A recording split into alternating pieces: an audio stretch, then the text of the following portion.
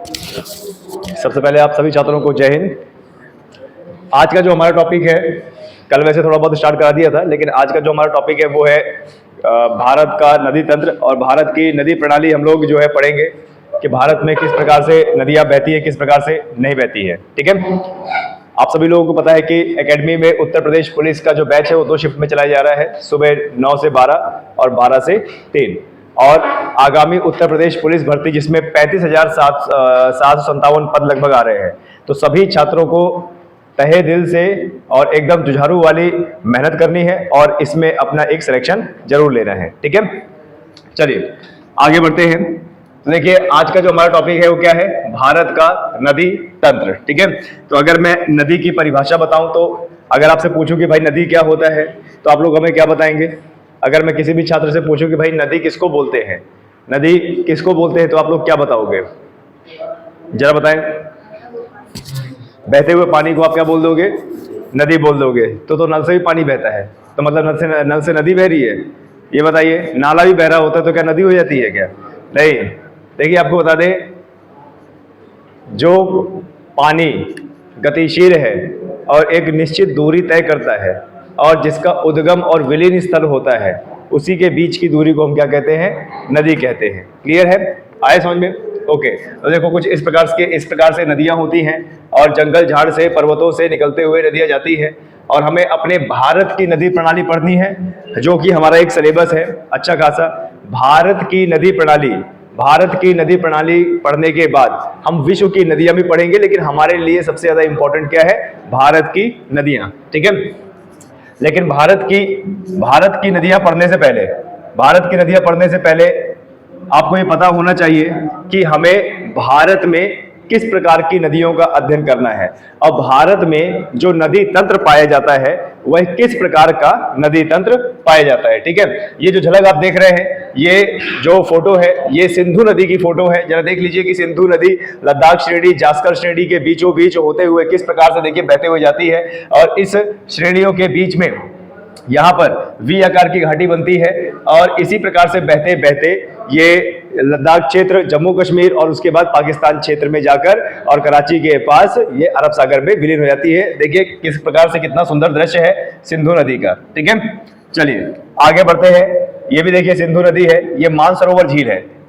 कल हमने पढ़ा था ना कि भाई सिंधु नदी कहां से निकलती है? मानसरोवर झील से। मानसरोवर झील एक बहुत बड़ा पानी का क्षेत्र है जहां पर कई सारे ग्लेशियरों का पानी रिस कर आता है और जब वह मानसरोवर झील ओवरफ्लो होने लगती है, ओवरफ्लो तो रोज होती है। क्यों ओवरफ्लो होती है भाई? क्योंकि रोज पानी पिघल कर आता है। अब रोज पानी पिघल कर आता है तो रोज ओवरफ्लो होगी, तो रोज क्या होगा? जो उससे नदियां बन रही है उसमें रोज पानी जाएगा, नतीजा हमें 12 मासी नदियां देखने को मिलेगा। क्लियर है? ये मानसरोवर झील है, देख लीजिए। और इसके चारों तरफ जो बर्फीले पहाड़ हैं, इनके पास ग्लेशियर है, ग्लेशियरों का पानी इसमें आता है और इससे हमारी 3 नदियां कौन कौन सी? सतलुज और सिंधु नदी और ब्रह्मपुत्र नदी, तीनों अलग अलग डायरेक्शन में जाके पूरे भारत को, ब्रह्मपुत्र और तिब्बत को, पाकिस्तान को सिंचित करती हैं। ठीक है, चलिए आपको बता दें नदियों का तंत्र पढ़ने से पहले, ठीक है, नदियों का तंत्र पढ़ने से पहले हमें मुख्यतः देखना है कि हमें किस प्रकार के तंत्रों को पढ़ना है। ठीक है, तो यहाँ पर है क्या भाई? भारत का नदी तंत्र।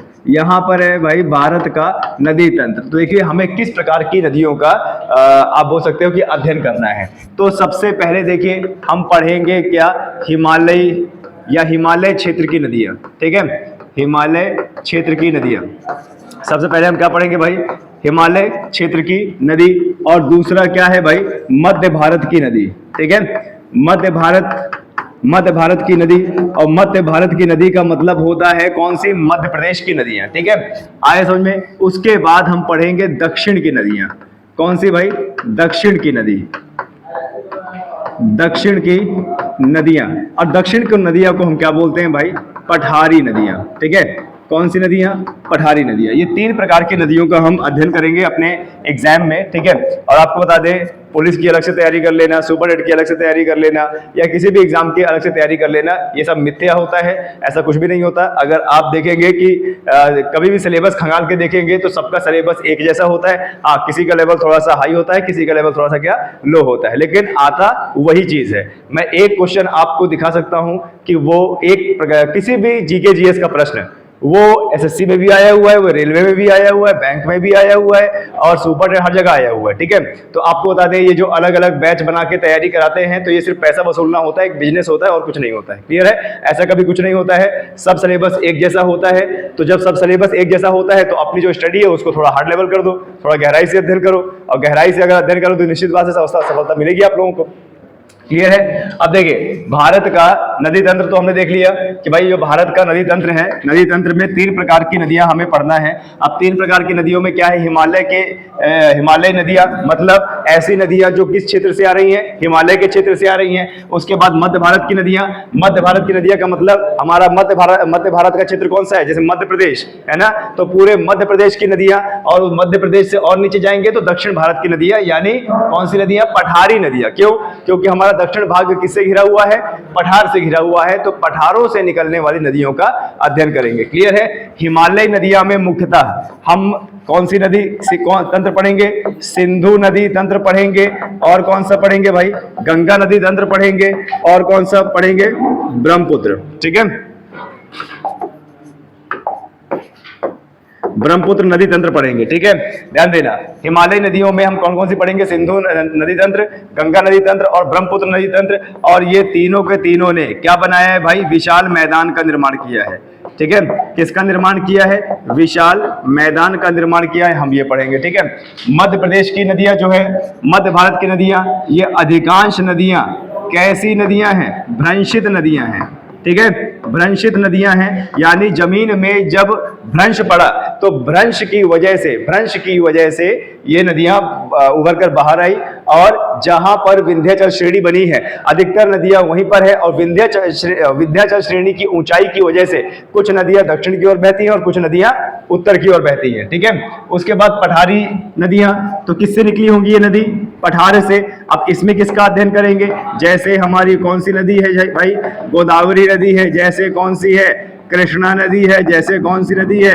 कावेरी नदी है। जैसे कौन सी नदी है? पैनगंगा नदी है। ठीक है, तो इन सब का जैसे आप बोल सकते हो दामोदर नदी। कौन सी नदी? दामोदर नदी जैसे बोल सकते हो। जैसे और क्या बोल सकते हो? महानदी। इन सब का अध्ययन हम करेंगे। ठीक है, तो ध्यान देना, हमने अपने भारत के नदी तंत्र को कितने भागों में बांट रखा है भाई?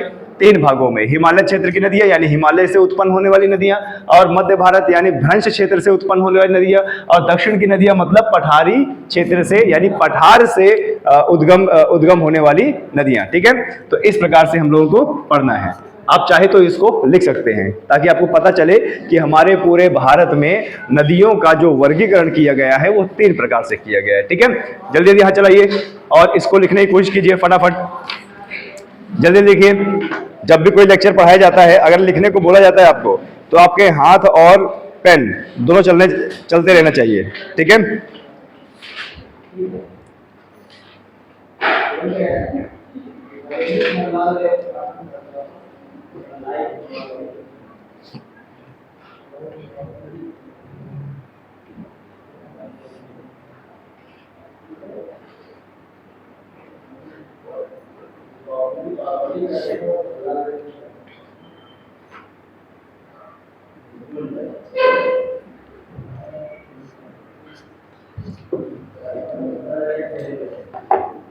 3 प्रकार की नदियां हैं भाई, हिमालय क्षेत्र की नदियां, मध्य भारत की नदियां और दक्षिण भारत की नदियां। ठीक है,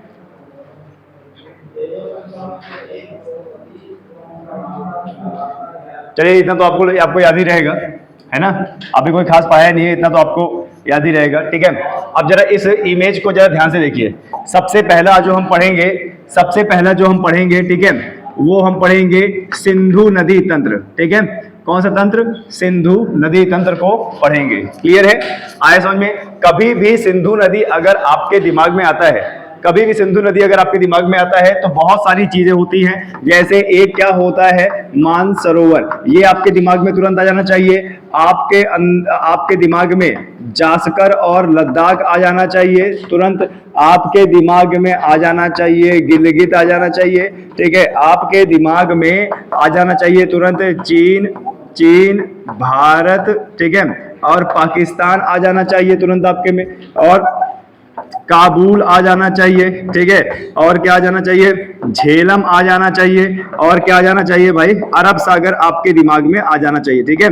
कभी भी सिंधु नदी, ध्यान देना, कभी भी सिंधु नदी अगर पढ़ते हो तो आपके माइंड में तुरंत क्लिक कर जाना चाहिए कि भाई जो सिंधु नदी होती है, सिंधु नदी, ठीक है, सिंधु नदी कहां से निकलती है, मानसरोवर झील से निकलती है। कहां से, मानसरोवर झील से निकलती है। और मानसरोवर झील कहां पे है भाई, जरा बताए, तिब्बत में है, ठीक है।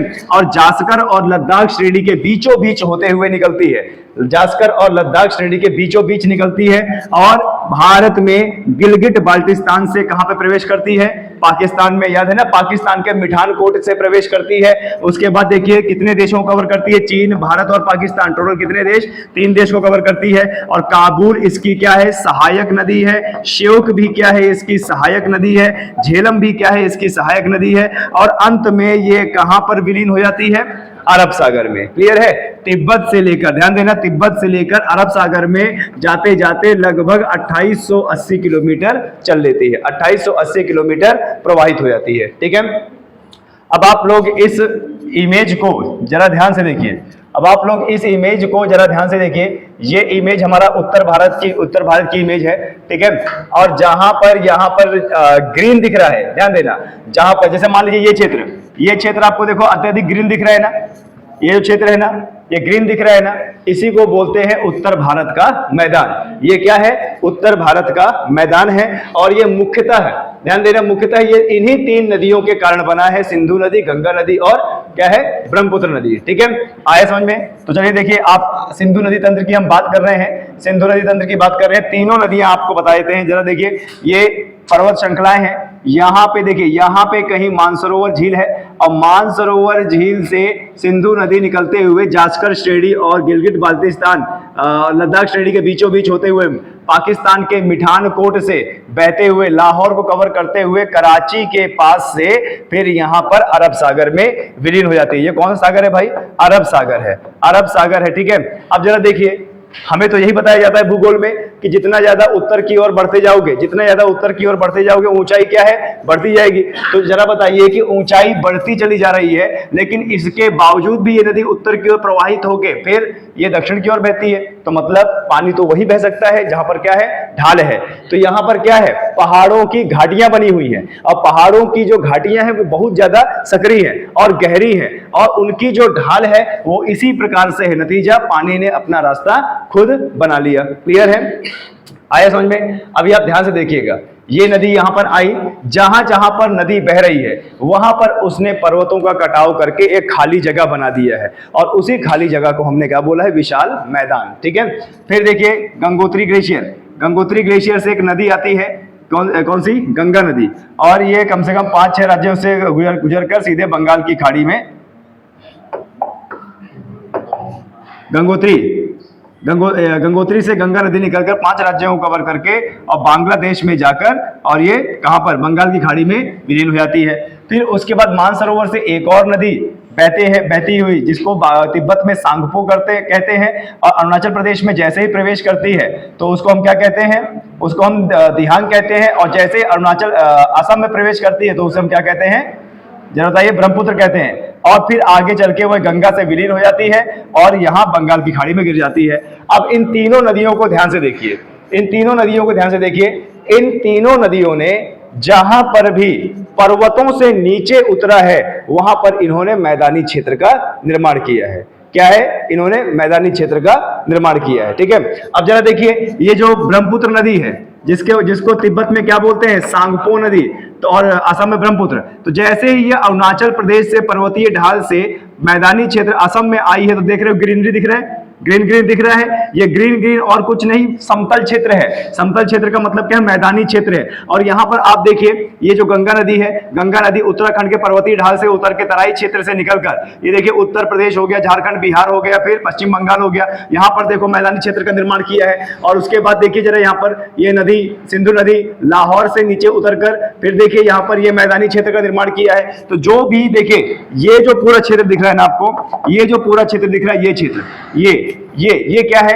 ये उत्तर भारत का विशाल मैदान है। और इसी को बोला जाता है कि भाई उत्तर भारत का जो विशाल मैदान है, ये किसके द्वारा बनाया गया है, तीन नदियों द्वारा, मुख्यतः किसके द्वारा, नदियों द्वारा, तीन नदियों द्वारा। मुख्य तीन नदियों का नाम दिया जा रहा है, तीन नदियों का नाम इसलिए दिया जा रहा है कि इन तीनों नदियों की जल ग्रहण क्षमता बहुत ज्यादा है और ये तीनों नदियां अपने साथ अच्छा खासा अवसाद बहा के लाती है और ये तीनों नदियां 12 नदियां हैं, ठीक है, इनका जल कभी भी खत्म नहीं होता। आए समझ में? तो यहीं पर हमारा एक प्रश्न बनता है कि भाई उत्तर भारत का विशाल मैदान किन नदियों द्वारा बनाया गया है, तो हमेशा आप यही उत्तर दोगे, सिंधु नदी, ब्रह्मपुत्र नदी और अच्छा, सबसे ज्यादा समतल आप देखो यहां पर देख रहे होंगे उत्तर प्रदेश, बिहार, झारखंड वाले क्षेत्र में, है ना।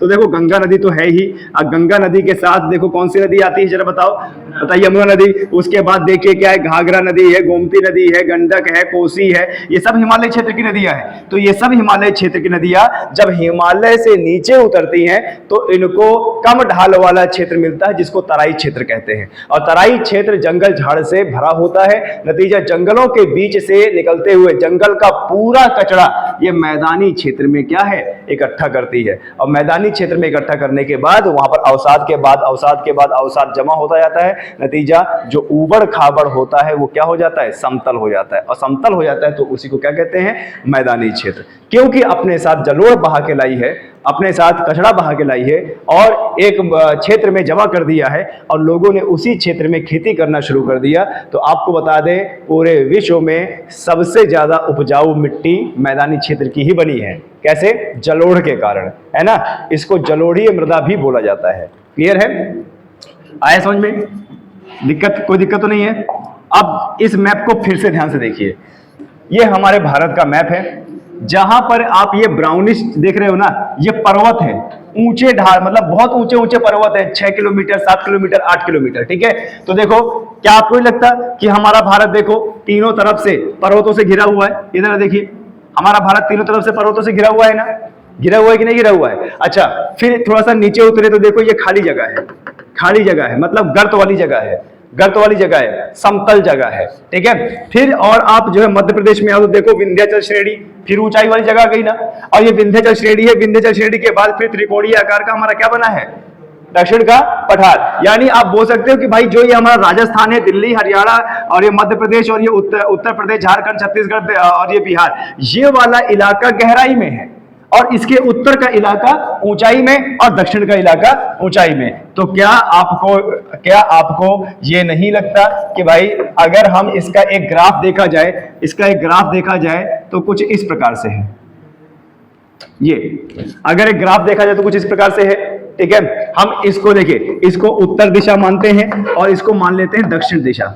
ठीक है। तो देखो ये हमारा क्या है, जे एंड के क्या है, जे एंड के का मतलब क्या है, जम्मू और कश्मीर, लद्दाख वाला क्षेत्र, ठीक है। और ये हमारा क्या है, ये हमारा महाराष्ट्र वाला क्षेत्र है। तो अब जरा देखो ये क्षेत्र कौन सा बचा भाई, ये कौन सा बचा, यूपी हो गया, एमपी हो गया और झारखंड हो गया और क्या हो गया, दिल्ली हो गया और क्या हो गया, बिहार हो गया। तो आपको नहीं लगता कि हम एक गड्ढे में रहते हैं?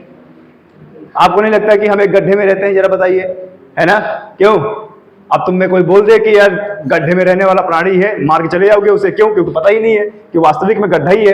अब तुमको ये गड्ढा दिखेगा नहीं, आपको बता दे। अब तुम सोचो कि सर कहाँ गड्ढे में रहते हैं, घर तो हमारा जमीन से कम 7 फुट की ऊंचाई में है ना। हमने मिट्टी पुरवा के ऊंचाई में की है ताकि नदी हमारा कुछ ना बिगाड़ सके, है ना। तो कभी भी अगर आप लोगों को ये पता चले कि सर हम गड्ढे में हैं कि नहीं, तो इस इमेज को देख लीजिए, इस इमेज को पता चल जाएगा कि ये जो गड्ढा है ना, ये तुम्हारी खुली आंखों से नहीं दिखेगा, ये सैटेलाइट से दिखेगा। जरा देखिए, ये हमारे उत्तराखंड और जम्मू कश्मीर, हिमाचल प्रदेश के ऊंचे पर्वत, फिर ये दक्षिण भारत का हिस्सा, पर्वतीय क्षेत्र, ये ऊंचा, बीच में यही तो खाली है और यही तो क्या है, पर्वतीय क्षेत्र है। भारत की 80% खेती इसी मैदानी क्षेत्र में होती है, भारत की 80% खेती इसी मैदानी क्षेत्र में होती है। अब खेती क्यों ना हो भाई, क्योंकि देखो ना, नदियों द्वारा जरा देखिए, नदियों द्वारा यहाँ पे अवसाद भरा गया।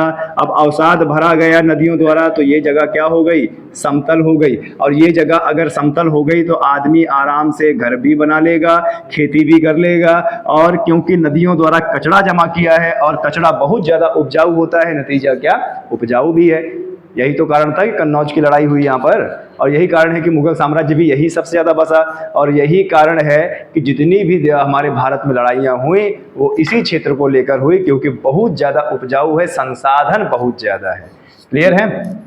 चलिए आगे बढ़ते हैं। देखिए ये है हमारा कुछ क्या नदियों का एक जाल कि हमारे भारत में देखिए किस प्रकार से नदियां हैं। जैसा कि मैंने आपको बताया था, जैसा कि मैंने भाई आपको बताया था कि हम कितने प्रकार की नदियां पढ़ेंगे। हम 3 प्रकार की नदियां पढ़ेंगे। एक हमारा उत्तर भारत की, एक हमारी कौन सी है भाई, उत्तर भारत की नदियां हैं, है ना, फिर मध्य भारत की नदियां हैं और फिर उसके बाद क्या है, दक्षिण भारत की नदियां हैं। ठीक है, ओके। चलिए हमने क्या पढ़ा था, हमने क्या पढ़ा था भाई, हमने तो यही पढ़ा था ना, हमने तो यही पढ़ा था कि ये जो हमारी नदियां हैं, ठीक है, ध्यान से देखना अभी, ये जो हमारी नदियां हैं 3 भागों में विभक्त है ना। पहले हमें कौन सा तंत्र पढ़ना है, सिंधु नदी तंत्र। तो एक चीज आप लोग समझना कि देखिए तिब्बत में क्या है, तिब्बत में एक झील है, तिब्बत में एक झील है जिसका नाम क्या है, मानसरोवर, मानसरोवर झील है। और इसके अगल बगल बहुत सारे हिमालयी ग्लेशियर हैं। ठीक है, इसके अगल बगल बहुत सारे हिमालयी ग्लेशियर हैं और जो हिमालय ग्लेशियर हैं उनकी ऊंचाई इतनी ज्यादा है कि उसमें बर्फ जमी हुई है और 12 महीने बर्फ जमी हुई है। अब 12 महीने बर्फ जमने की वजह से जब तापांतर होता है तो वही बर्फ क्या है, पिघलती है। अब वो बर्फ पिघलने की वजह से वो उसका पूरा का पूरा पानी, उसका पूरा का पूरा पानी किस में गिरता है भाई, इस मानसरोवर झील में गिरता है। अब इस मानसरोवर झील में अगर पानी गिर रहा है तो सीधी सी बात है पानी ओवरफ्लो करेगा और जहां पर पानी ओवरफ्लो करेगा तो उसके बाद वो पानी कहीं ना कहीं से निकलेगा भी तो सही, है ना। तो आपको बता दें इस मानसरोवर से उत्तर की ओर प्रवाहित, उत्तर पश्चिम की ओर प्रवाहित होने वाली नदी कौन सी है भाई, सिंधु नदी। और पश्चिम की ओर प्रवाहित होने वाली जो नदी है वो कौन सी है, सतलुज नदी है। और पूर्व की ओर प्रवाहित होने वाली जो नदी है वो कौन सी है, ब्रह्मपुत्र नदी है। और भी छोटी छोटी नदियां निकलती हैं लेकिन हम ये मुख्य बड़ी नदियां पढ़ेंगे। क्लियर है, आया समझ में, ठीक है। यानी इन तीनों नदियों का उद्गम स्थान क्या है, एक ही है ना। अब क्योंकि ये नदियां एक ग्लेशियर के पास भी है तो तीनों नदियों का अलग अलग ग्लेशियर हमने बोल दिया। ठीक है, जैसे बोखारू ग्लेशियर किसके लिए है भाई, सिंधु नदी के। राकसताल ग्लेशियर किसके लिए है, सतलुज के लिए। और चेमा युंगडुंग ग्लेशियर किसके लिए है, ब्रह्मपुत्र के लिए। तो ये तीनों ग्लेशियर भी आप लोगों को याद रखना है ना। अब आते हैं थोड़ा सा, देखिए इस मैप में आते हैं। ठीक है, इस मैप में आते हैं। देखिए ये हमारा क्या है, ये हमारे भारत का मैप है और इस मैप को अगर ध्यान से आप देखेंगे, ठीक है, तो देखो भारत की ब्लैक कलर से बाउंड्री दिख रही होगी और ये जगह को देखिए, ये है तिब्बत का मानसरोवर। तो यहां से एक नदी निकली और हमारी जास्कर और लद्दाख श्रेणी को काटते हुए गिलगित बाल्टिस्तान पाकिस्तान के मिठानकोट से जाते हुए और कराची के पास यहाँ पर अरब सागर में डेल्टा बनाते हुए विलीन हो गई। तो ये नदी हमारी कौन सी नदी हुई भाई, सिंधु नदी। ठीक है, अब देखो मैप को फिर से देखो, यही नदी ये ऐसे आगे बढ़ते हुए सतलुज नदी हिमाचल प्रदेश में प्रवेश करके फिर पाकिस्तान को सिंचित करते हुए और फिर आगे चल के झेलम नदी में मिल जाती है और फिर सिंधु नदी मिल जाती है। इस नदी का नाम क्या है भाई, सतलुज। कौन सी नदी है, सतलुज। और फिर इसी मानसरोवर झील से ये नदी पूर्व की ओर बहते हुए जिसका नाम तिब्बत में सांगपो है और फिर ये कहाँ पे, अरुणाचल प्रदेश में घुसती जहाँ पे इसका नाम क्या है, तिहांग। उसके बाद कहाँ पर, असम में जहाँ पे इसका नाम ब्रह्मपुत्र है। और फिर क्या, बांग्लादेश जहाँ पे इसका नाम क्या है, जमुना है। और उसके बाद गंगा से मिलने के बाद क्या हो जाता है इसका नाम, मेघना। ठीक है, तो देखो ये है हमारे उत्तर भारत का नदी तंत्र। ठीक है, आए समझ में, क्लियर है, कोई दिक्कत किसी को नहीं। चलिए फिर आगे बढ़ते हैं, अगर दिक्कत नहीं है तो आगे बढ़ते हैं। ठीक है, देखिए सिंधु नदी तंत्र, सिंधु नदी तंत्र भी एक बहुत बड़ा तंत्र है। सिंधु नदी तंत्र भी एक बहुत बड़ा तंत्र है और इसको इस मैप के हिसाब से बहुत अच्छे समझेंगे। तो सबसे पहले मैं अपने भारत का मैप सुनिश्चित कर देता हूं क्योंकि ये थोड़ा सा इस टाइप का है कि आपको दिखेगा नहीं। ठीक है, मैं बाउंड्री बना देता हूं भारत की। ये जो भूरे कलर की है बाउंड्री, ये हमारा क्या है भाई, भारत है। ये हमारा क्या है, भारत है। ठीक है, ये ध्यान दीजिएगा, ये हमारा भारत है। ठीक है, सभी लोगों को दिख रहा होगा ये हमारा उत्तर भारत है और उत्तर भारत का नदी तंत्र है। देखिए सिंधु नदी जितना बोलने में आसान है ना, उतना ही विशाल इसका नदी तंत्र है। बहुत सारी नदियां इसमें आकर मिलती हैं, विलीन होती हैं। अब सीधी सी बात है, बहुत सारी नदियां अगर एक नदी में मिलेंगी तो उसकी जल ग्रहण क्षमता तो बढ़ेगी ही बढ़ेगी। क्यों बढ़ेगी, क्योंकि सभी नदियां अपना पानी उसमें गिरा रही हैं। तो चलिए सबसे पहले मैं आपको इसमें सिंधु नदी बताता हूं कि सिंधु नदी कौन सी। देखिए ये मानसरोवर झील से ये सिंधु नदी यहां से निकली और ये गिलगित बाल्टिस्तान श्योक नदी मिल गई इसमें, और फिर जम्मू कश्मीर से ये मिठानकोट से इधर वही, और उसके बाद फिर देखिए ये ब्लैक कलर से ये इधर आते आते ये इधर कराची के पास अरब सागर मिल गई। तो ये मेन हमारी कौन सी नदी है, सिंधु नदी। अब जरा देखिए सिंधु नदी की सहायक नदियां, जो कल आपने पढ़ा था, सिंधु नदी की जो है सहायक नदियां पढ़ लेते हैं कि सिंधु नदी की सहायक नदी कौन सी है। यहां से शुरुआत करते हैं। सबसे पहले हमने क्या पढ़ा था भाई, जास्कर नदी ना। तो जास्कर पर्वत श्रेणी से कौन सी नदी मिलती है इसमें, जास्कर। थोड़ी सी और आगे बढ़ी तो लद्दाख श्रेणी से उस पार से एक श्योक नदी इसमें मिलती है, ये श्योक नदी मिल गई। फिर गिलगिट बाल्टिस्तान में एक नदी गिलगिट है, जो गिलगिट इसमें आके मिलती है, ठीक है। और उसके बाद जब ये पाकिस्तान में प्रवेश करती है तो एक नदी है जो हिंदू कुश पर्वत से आती है, जिसका नाम क्या है, काबुल नदी। काबुल नदी इसमें मिलती है, ठीक है। आए समझ में। एक और नदी है जिसका नाम क्या है, कुर्रम। कुर्रम आके इसमें मिलती है। और एक और नदी है जिसका नाम क्या है, गोमल, ये इसमें आकर मिलती है। तो इस प्रकार से अपना जल इसमें गिराती चली जाती है, ठीक है। आए समझ में। अच्छा, आपने देखा होगा कि और भी नदियां इसमें मिलती हैं, जैसे भारत की, जैसे एक सतलुज नदी है। देखो ये यहाँ पर मानसरोवर झील है, तो मानसरोवर झील से सतलुज निकल कर फिर हिमाचल प्रदेश में प्रवेश करती है। और यही सतलुज नदी हिमाचल प्रदेश से फिर पंजाब में, और पंजाब के बाद फिर यह सीधे आती है और किसमें, सिंधु नदी में मिल जाती है। किसमें, झेलम नदी में। और झेलम नदी में मिल जाती है, उसके बाद फिर किसमें मिल जाती है, हाँ, उसके बाद देखिए एक और ब्यास नदी, ठीक है। हिमाचल प्रदेश से ब्यास नदी निकलती है और ये सतलुज के समानांतर बहते बहते अमृतसर के पास फिर आगे इधर किससे मिल जाती है, सतलुज से मिल जाती है ना। आए समझ में, कोई दिक्कत। फिर एक और हिमाचल प्रदेश से एक और नदी निकलती है, जिसका नाम क्या है, जिसका नाम है ये रावी नदी। रावी नदी यहाँ पर गुरदासपुर से होते हुए, अमृतसर से होते हुए, यही रावी नदी आगे चल के चिनाब नदी में मिल जाती है। क्लियर है, किसमें मिल जाती है भाई, चिनाब नदी मिल जाती है। चिनाब नदी, फिर अब चिनाब नदी की बात करते हैं। हिमाचल प्रदेश से ये चिनाब नदी ऐसे प्रवाहित होते हुए जम्मू कश्मीर को सिंचित करते हुए यही चिनाब नदी आगे चल के किसमें मिल जाती है, झेलम में मिल जाती है, ठीक है। इसी के थोड़ा सा और ऊपर अगर हम जाएंगे, इसी के थोड़ा और ऊपर हम अगर जाएंगे तो शेषनाग झील से एक नदी निकलती है। शेषनाग झील से एक नदी निकलती है जिसका नाम क्या है, झेलम। और झेलम पहले किस में जाती है, वूलर झील में जाती है।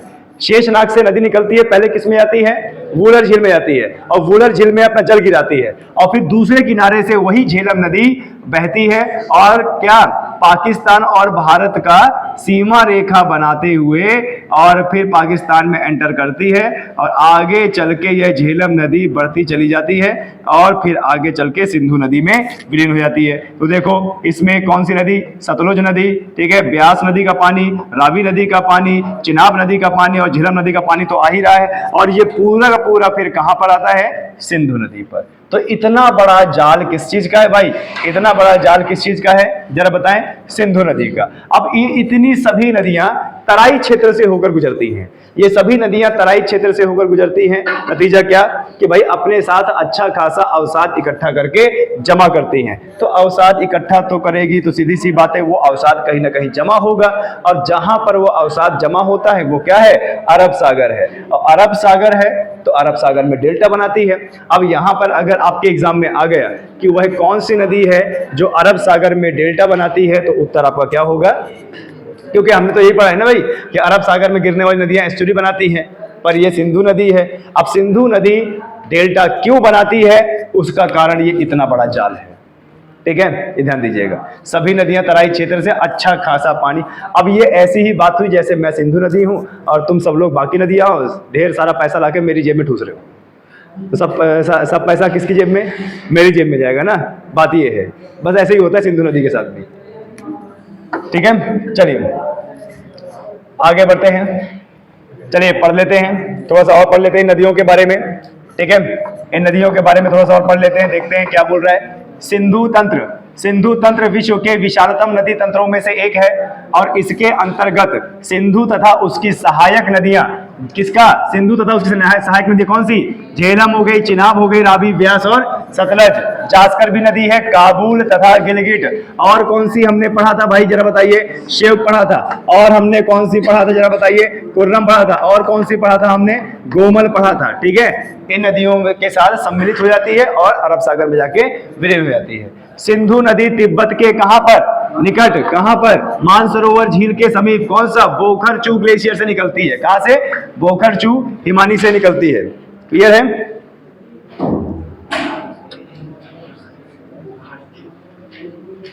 कहां से निकलती है भाई? बोखरचू ग्लेशियर से निकलती है, ठीक है। इसकी लंबाई टोटल कितनी है? 2880 किलोमीटर। और यह नदी पहले उत्तर पश्चिम दिशा में प्रवाहित होती है ना, याद है ना, ऐसे बहती है, उत्तर पश्चिम दिशा में प्रवाहित होती है। और फिर यह कहां? हिमालय पर्वत को काटकर, और हिमालय पर्वत को काटकर तो नाम क्या आएगा भाई, जरा बताइए? तिब्बत का पर्वत ना, हिमालय पर्वत को काट कर, ठीक है, दमचौक के निकट भारत में प्रवेश करती है। अच्छा, भारत में प्रवेश करती है तो जास्कर और लद्दाख श्रेणी के बीचों बीच बहती है। क्लियर है? सिंधु नदी भारतीय केंद्र शासित प्रदेश, क्या?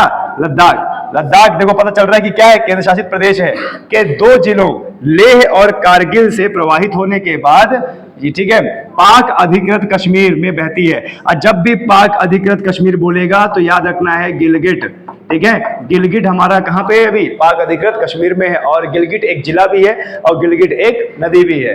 क्लियर है? आए समझ में? आगे बढ़ते हैं। सिंधु नदी, सिंधु नदी एक पूर्ववर्ती नदी है जो नंगा पर्वत के उत्तर मुंजी नामक स्थान पर लद्दाख श्रेणी को काटकर गॉर्ज का निर्माण करती है। गॉर्ज, ठीक है। चलिए, भारत पाकिस्तान के बीच हुए सिंधु जल समझौता, याद है ना, ये लाइफलाइन है। सिंधु नदी लाइफलाइन है, कहां की? पाकिस्तान की। पूरा पाकिस्तान क्षेत्र सिंचित होता है सिंधु नदी से। तो सिंधु नदी और हमारा भारत और पाकिस्तान का एक जल समझौता हुआ था, सिंधु और किसको देखकर? भारत और पाकिस्तान को देखकर, सिंधु नदी को देखकर। कब हुआ था? 1960 में। और इस समझौते के तहत सिंधु नदी का हम केवल कितना इस्तेमाल करेंगे? 20, और पाकिस्तान कितना करेगा? 80%। क्यों भाई? पाकिस्तान की क्या है? लाइफलाइन है ये, ठीक है, पाकिस्तान की लाइफलाइन है। यही कारण है कि यह पाकिस्तान का 80% जल जो है इस्तेमाल करेगी, ठीक है। आगे देखिए, सिंधु नदी के बाईं ओर मतलब ये वाला, बाईं ओर से मिलने वाली नदियों में पंजाब की 5 नदियां आती है। कौन कौन सी? सतलज, व्यास, रावी, चिनाब और क्या? झेलम, जो दक्षिण से उत्तर इसी क्रम में है, सबसे प्रमुख है, ठीक है।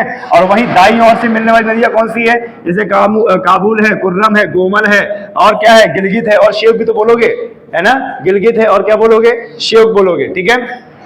चलिए और देख लेते हैं जरा क्या बोल रहा है। सिंधु नदी दक्षिण पश्चिम की ओर बढ़ते हुए कराची के पूर्व में अरब सागर से मिल जाती है, ठीक है, जहां पर वो डेल्टा का निर्माण करती है। अब थोड़ा सा इनके बारे में पढ़ लेते हैं, जरा देखिए क्या है।